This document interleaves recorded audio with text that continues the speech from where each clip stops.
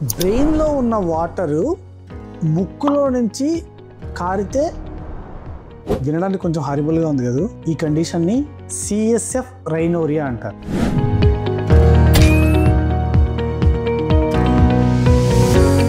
బ్రెయిన్లో సిఎస్ఎఫ్ అని అంటారు అనమాట. అంటే సెరిబ్రోస్పైనల్ ఫ్లూయిడ్, అంటే ఒక వాటర్ లైక్ కంటెంట్ అనేది మనకి బ్రెయిన్లో ఉంటుందన్నమాట.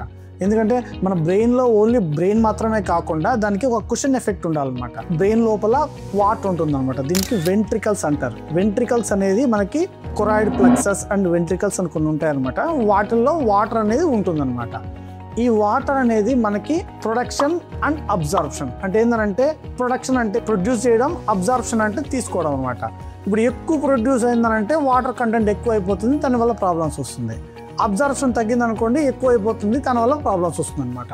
సేమ్ ఇది ఎప్పుడు బ్యాలెన్స్లో ఉండాలి. మన బాడీ అనేది ఎప్పుడు ఒకవేళ మనకి బాడీలో ఏమన్నా కంటెంట్ తగ్గింది అనుకోండి, దాన్ని రీప్లేస్ చేసుకునే కెపాసిటీ కూడా మన బాడీకి ఉంటుంది, అన్లెస్ ఆ పేషెంట్కి ఏదైనా రోగం వస్తే తప్ప. ఈ ప్రొడక్షన్ అబ్జార్ప్షన్ అనేది మనకి కరెక్ట్గా ఉంటేనే మనకి లోపల బ్రెయిన్లో వాటర్ కంటెంట్ మనకి కరెక్ట్గా ఉంటుంది. ఈ సిఎస్ఎఫ్ రైనోరియా అనేది ఏంటి అని అంటే మనకి బ్రెయిన్లో ఉన్న కంటెంట్ మన ముక్కులో నుంచి వస్తుంది అనమాట. రైనోరియా అంటే ముక్కులో నుంచి కారడం, రైనస్ అంటే మనకి ముక్కు అని అనమాట. రైనం అంటే ముక్కు అనమాట. ఓరియా అంటే ఏంటంటే బయటకు వచ్చేది ప్రొడక్ట్స్ అని అర్థం దానికి. సిఎస్ఎఫ్ అంటే మెదడులో ఉన్న కంటెంట్ మనకి ముక్కులో నుంచి బయటకు వచ్చేదాన్ని సిఎస్ఎఫ్ రైనోరియా అంటారు. ఇవి రెండు రకాలుగా ఉంటుంది అనమాట. ఒకటి spontaneous CSF rhinorrhoea and iatrogenic rhinorrhoea అంటాం. అయాట్రోజెనిక్ అంటే ఏంటంటే మనము ఏదన్నా దాన్ని గెలికాము అని అంటే దానివల్ల వచ్చేదాన్ని అయాట్రోజెనిక్ అంటాం అనమాట. మెయిన్ కామన్ కాజ్ అనమాట. కామన్గా వచ్చే సిఎస్ఎఫ్ రైనోరియా కాజ్ ఏంటంటే అయాట్రోజెనిక్ అనమాట. అంటే ఏంటంటే ఫర్ సపోజ్ ఫెస్ట్ చేస్తారనమాట, ఫంక్షనల్ ఎండోస్కోపిక్ సైనస్ సర్జరీ. ఇది ముక్కులో ఏదైనా ప్రాబ్లమ్స్ ఉన్న వాళ్ళకి ఈఎన్టీ సర్జన్స్ చేసే ప్రొసీజర్ అనమాట. ఈఎన్టీ సర్జన్ చేసే ప్రొసీజర్స్ వల్ల లోపల మనకి క్రిబ్రిఫార్మ్ ప్లేట్ అనేది ఉంటుంది అనమాట. క్రిబ్రిఫార్మ్ ప్లేట్ అనేది ఏంటి అని అంటే ఒక స్లీవ్ లైక్ స్ట్రక్చర్ అనమాట. ఒక పొర లాంటి, ఒక జల్లెడ లాంటిది ఒకటి ఉంటుంది అనమాట మనకి ముక్కు వెనకాల. ఈ ముక్కు వెనకాల తర్వాత మెదడుకి దానికి కొంచెం ఒక ప్లేట్ ఉంటుంది అనమాట. ఆ ప్లేట్ని క్రిబ్రిఫార్మ్ ప్లేట్, ఒక జల్లెడ లాంటి ప్లేట్ ఉంటుంది అనమాట. ఇది ఎప్పుడైతే అది డ్యామేజ్ అవుతుందో దానికి దీనికి కనెక్షన్స్ తెగిపోవడం వల్ల బ్రెయిన్లో ఉన్న వాటర్ కంటెంట్ ముక్కులోకి వచ్చేస్తుంది అనమాట. ఇప్పుడు ఫర్ సపోజ్ ట్రామా అంటే ఏంటంటే ఏదన్నా హెడ్ ఇంజరీస్ జరిగింది అనుకోండి. ఫర్ సపోజ్ ఒకరికి యాక్సిడెంట్ అయింది. యాక్సిడెంట్ అయినప్పుడు తలకి దెబ్బ తగిలింది, ఈ ముక్కులో ఉండే పార్ట్స్ కొంచెం చెడిపోయింది, లేకపోతే ముక్కు దగ్గర ఉండే దగ్గరికి ఫ్రాక్చర్ అయింది, లేకపోతే ఈ స్కల్ బేస్ ఫ్రాక్చర్స్ అంటారు అనమాట. ఈ పార్ట్లో ఉండే వాళ్ళకి ఫ్రాక్చర్స్ ఏమన్నా అయినా, ఫేషియల్ ఫ్రాక్చర్స్ ఏమన్నా అయినా కూడా వీళ్ళకి సిఎస్ఎఫ్ రైనోరియా వచ్చే అవకాశాలు ఉంటుందన్నమాట. ఏదన్నా సరే ముక్కులో మనం కొంచెం గట్టిగా ఏదైనా ప్రొసీజర్స్ చేసేటప్పుడు ఫోర్స్ఫుల్గా ఏమైనా చేస్తే మాత్రం అప్పుడు కూడా వచ్చే అవకాశాలు ఉంటుంది. స్పాంటేనియస్ ఎవరికి వస్తుంది అని అంటే వీళ్ళకి కొంతమందికి కంజెనిటల్ డిఫెక్ట్స్ వల్ల వస్తుంది అనమాట. అంటే ఏంటంటే వాళ్ళకి పుట్టుకతోనే కొన్ని ఫామ్ కావన్నమాట. అప్పటికి డైరెక్ట్ కనెక్షన్స్ రావడం వల్ల వస్తుంది అనమాట. తర్వాత కొన్ని బోనీ ఎరోజన్స్ అంటారు. ఫర్ సపోజ్ అక్కడ ఏమైనా క్యాన్సర్ గడ్డలు ఉండి తర్వాత అక్కడ ఉన్న ప్లేట్ని మొత్తము అది కొరికి తినేయడం వల్ల, అంటే క్యాన్సర్ కణజాలం ఏమైనా కొరికి తినేయడం వల్ల అప్పుడు క్యావిటీ అనేది ఫామ్ అయిపోతుంది అనమాట.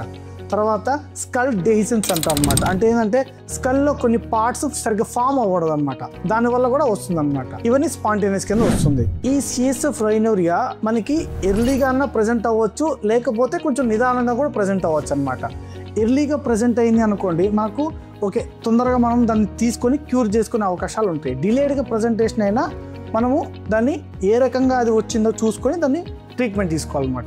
ఈ సిఎస్ఎఫ్ రైనోరియా కరెక్ట్గా మనం ఎట్లా కనుక్కుంటామనంటే దీనికి బీటా-2 ట్రాన్స్ఫరిన్ ఇమ్యూనోఫిక్సేషన్ అనే ఒక టెస్ట్ ఉంటుందన్నమాట. అంటే ఏంటంటే సిఎస్ఎఫ్లో మాత్రమే ఈ బీటా-2 ట్రాన్స్ఫరిన్ ప్రోటీన్ అనేది ఉంటుంది. తర్వాత మన కంటిలో vitreous part of the I, అంటే కంటి లోపల ఒకటి ఉంటుంది.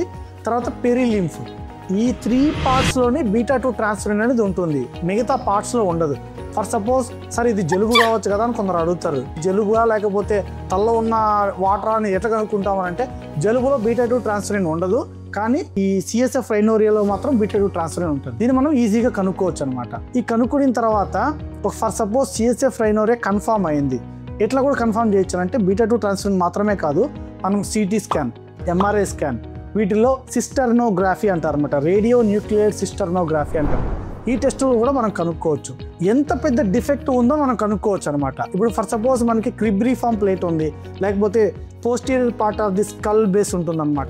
ఇవేంటి ఏంటంటే ఏదైతే మనకి కనెక్షన్స్ ఈ బ్రెయిన్ నుంచి ముక్కుల దగ్గర వచ్చే కనెక్షన్స్ ఏదైతే పెద్దగా ఉందా, చిన్నగా ఉందా, ఎంత ఫ్లో వస్తుంది, అతనికి మెదడులో ఉన్న కంటెంట్స్ కంటే ఎక్కువ ఫ్లో ఎక్కువైంది అనుకోండి, ఫ్లో ఎక్కువ ఉంటే కూడా అతనికి ఏంటంటే హెడేక్ రావడము, ఇన్ఫెక్షన్స్ రావడము, మెనింజైటిస్ రావడం ఇవన్నీ జరుగుతుంది అనమాట. కాబట్టి మనకి ఫ్లో మీద డిపెండ్ అవుతుంది. ఏదైతే డిఫెక్ట్ ఉంటుందో ఆ డిఫెక్ట్ ఎంత డిఫెక్ట్ ఉందో, ఫర్ సపోజ్ పెద్ద డిఫెక్ట్ ఉందా, చిన్న డిఫెక్ట్స్ ఉంది అని అంటే దాని తర్వాత అది పుండు మానిపోతుంది అనమాట. పెద్ద డిఫెక్ట్స్ ఉంది అని అంటే ఖచ్చితంగా వీటికి సర్జరీ చేయాలి. దీనికోసం అన్నా మనకి సిటీ స్కాన్, ఎంఆర్ఐ స్కానింగ్ అనేది కావాలన్నమాట.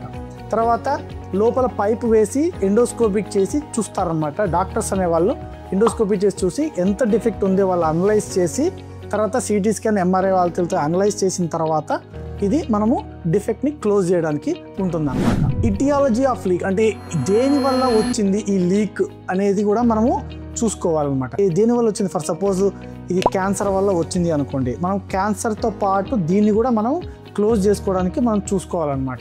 ఫర్ సపోజ్ ఇది ఓన్లీ ఈ పార్ట్, ఈ కనెక్షన్ పార్ట్ అసలు మిస్ అయ్యింది, చిన్నప్పుడే మిస్ అయ్యింది అని అంటే మనం దాన్ని కూడా ఈ డిఫెక్ట్ మనం క్లోజ్ చేసుకోవచ్చు. మీకు ఎప్పుడైనా తలకి దెబ్బ తగిలి లేకపోతే ఏదైనా ఈఎన్టీ ప్రొసీజర్స్ ఏమైనా చేసుకొని ముక్కులో నుంచి ఏమన్నా వాటర్ లైక్ డ్రాప్స్ లాగా ఏమైనా వాటర్ కంటెంట్ ఏమైనా పడింది అని అంటే మాత్రము డెఫినెట్గా ది సిఎస్ఎఫ్ రైనోరి అనే సస్పిషన్ మాత్రం ఖచ్చితంగా ఉంటుంది. డాక్టర్ దగ్గరికి వెళ్ళి ఒకవేళ చిన్నది పెద్దది అనేది తేడా తెలుసుకొని సర్టన్ స్పెసిఫిక్ ఇన్వెస్టిగేషన్స్ చేసుకొని డాక్టర్ సలహా తీసుకొని వీలైతే సర్జరీ అవసరమైతే ఖచ్చితంగా సర్జరీ చేసుకోండి.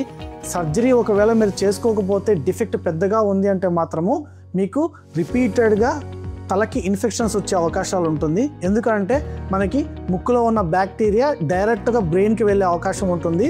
వెళ్ళడం వల్ల ఇన్ఫెక్షన్స్ అనేది వస్తుంది. కాబట్టి మీ ఆరోగ్యం మీ చేతుల్లో. మీ డాక్టర్ మురళీకృష్ణ.